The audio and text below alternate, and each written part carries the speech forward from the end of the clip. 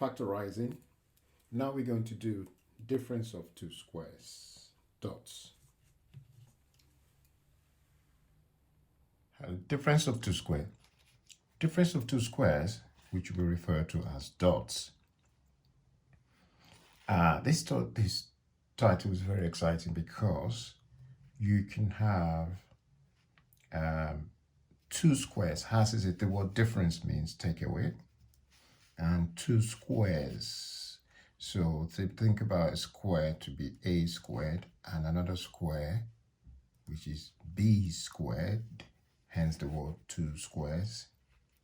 So a squared and b squared. So taking a difference of those, what that meant is you get a squared minus b squared. And when you do that, you would see that we can prove it obviously by going the other way around. So you can get a minus or a plus b, one factor, times a minus b. Basically, that's what we call difference of two squares. If we cross multiply them back together, we can see what we get when we do the difference of two squares.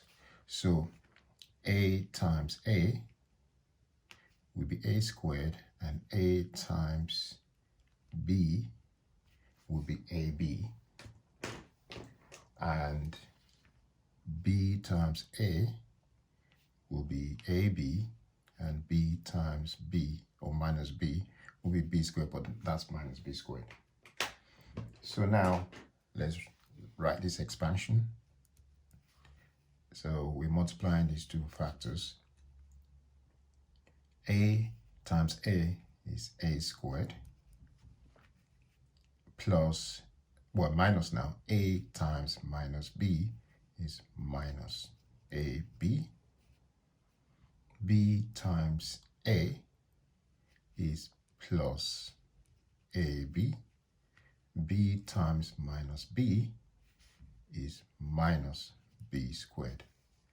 And that will become a squared, that's a squared, minus ab plus ab, so they will cancel out.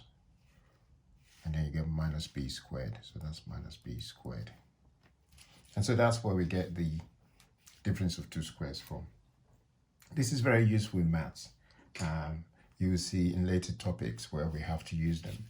So now when we're writing a difference of two squares, so for instance, give some example. If I'm writing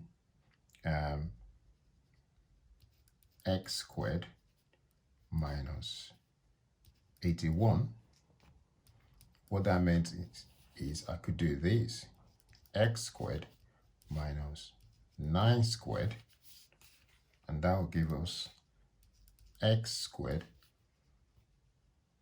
or just say x plus 9 and x minus 9. So that's how we could factorize that or expand it. So that's factorization of x squared minus 81. Another example would be, I could say, it doesn't have to be x, it could be t squared minus, so t squared minus, let's say, 64. That will be t squared minus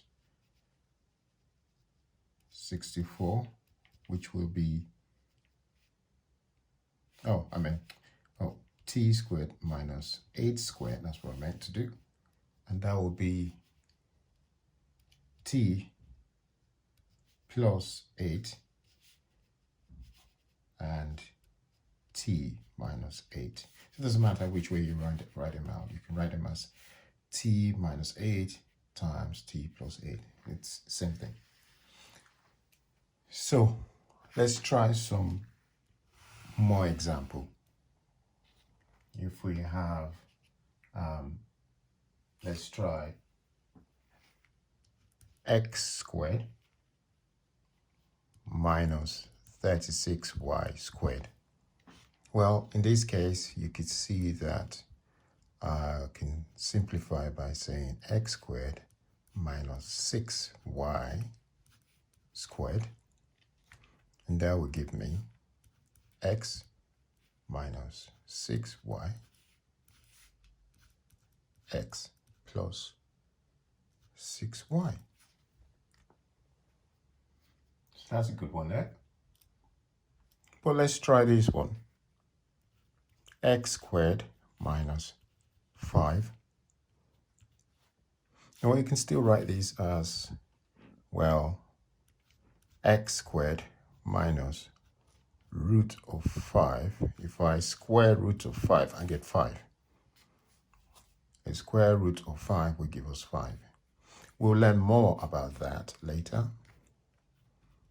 And therefore, I could have x minus root of 5 and x plus root of 5.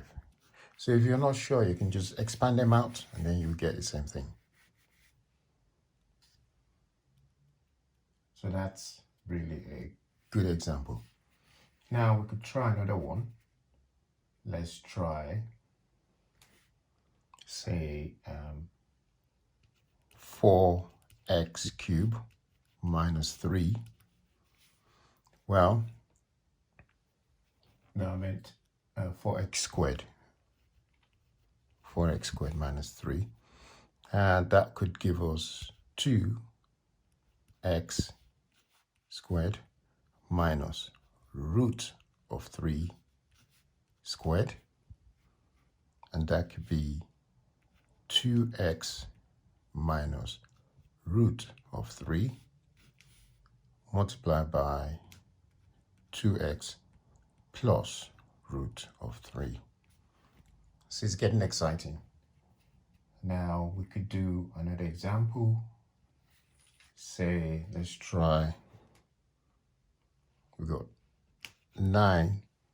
I'm just making this up. 9a squared. 9a squared minus 4b squared. Well, yes, this is good. We could have 3a squared there minus 2b squared. And that will give us 3a minus 2b and 3a plus 2b. That's difference of two squares, dots.